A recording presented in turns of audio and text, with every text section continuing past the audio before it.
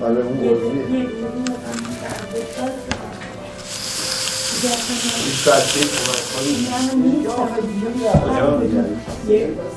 فردا مثلا نمیره سربت بزنن خیلی دیر آخه نه من نزدیک شما نیستم آخه اون قبض برگزه بیا چقدر شده؟ 45 بیا اینجا من واسه خواهدش کنم حالا رد شدیش یه شنبه بیا من 3 نفر 4 نفر بذارم پول مثلا برقش رو درست کنم یه شیشه نفش بود اما یه دونه کم شد پایین میری این ظرفه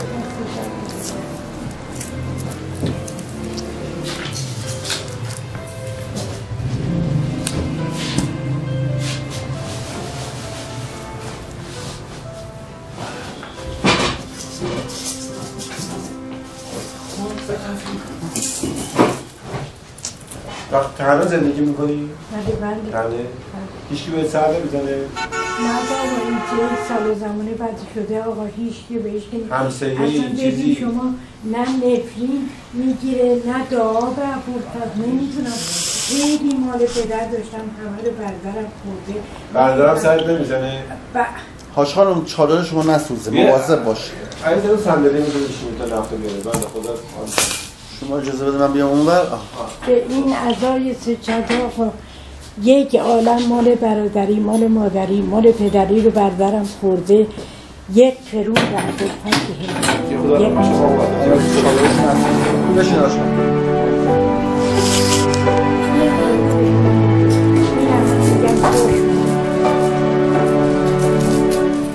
چند سال اینجا میشینی؟ من الان دو ساله 2 سال اومدی اینجا میشینی؟ اینجا مال پسرم رن کرده بودن یکی اون یارو می‌سردن که پول پسرم بودن وقتی نارمل خیابون دانشگاه مستقل خونه داشتیم همه خراب شده اومده پایین آشپزخونه توالت دیگه من اومده اینجا نشونده خودش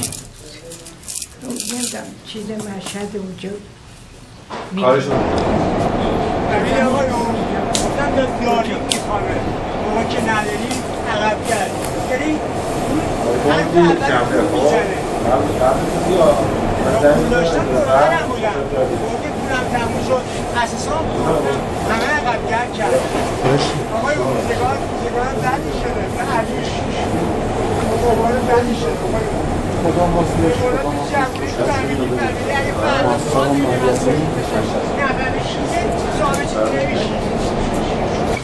با چی هم؟ مال طبقه گنجی اینجوری بریم بابا من باید این شیشه اینجوری ببارم یه 70.5 داشت اصلا درسته کاملا یه 70.5 داشتم فردا درست شما فردا بیشتر اینجوری نه پایین حالا این در بیارم آره این 15.5 در 4 سال اینجا در بیارم اینجا باید یه سوراخ هم بزنم این قسمت رو کنم در بیارم این نفته برای زیر شدم خیلی زیر شده خیلی خیلی اکشن درست و درست بکیشون خیلی بسنم نوستنده که شما یه خودی در مورد میشه فکر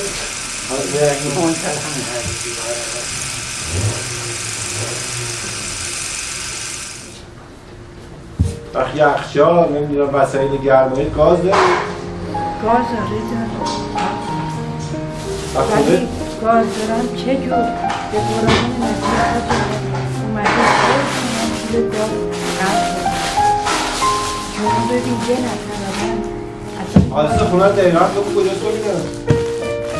10 رودخونه است رودبار غربی؟ رودبار غربی به پرورش شد نمیدونم مالا یکی طبقه هست نه طبقه بله مال ما نیست من 2 تاش مال کس دیگر یکی وقت من یه نفر من یک پول مثلا 4 نفر رو همه میدونم من یه نفر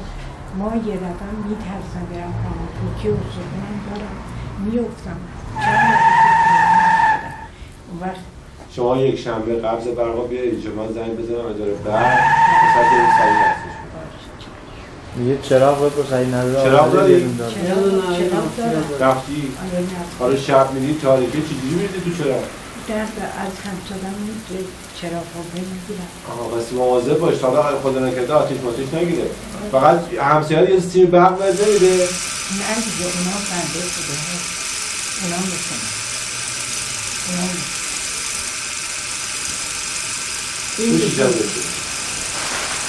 بیا از اون آبیه هم پلحک گرفتم و وقت گفتم که خطر داره هم تو دادم حالا مواظبش نریزه مواظب باش یواش یواش پشو برو اگه یه وقت شیشه بیارم بسن نیست من نفتی خیلی کم دارم حالا اینه که داری بزوشن کنی که چند وقت داری ولی یک شنبه قبل تو بیار اگه زودتر مدوری درستش میکنم مثلا چیزه بیا اینجا من اداره برق زنگ بزنم یک شنبه سری بیا آسان بس این 100% میکنم بشن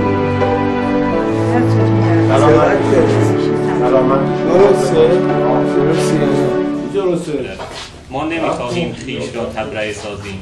برای از بین بردن نظمی موجود نمیشود به نظم مبارزه ادامه داد نظمی که شناخته شده پیش‌بینی‌پذیر و خود جزئی از نظم تولید و مصرف حال حاضر شده است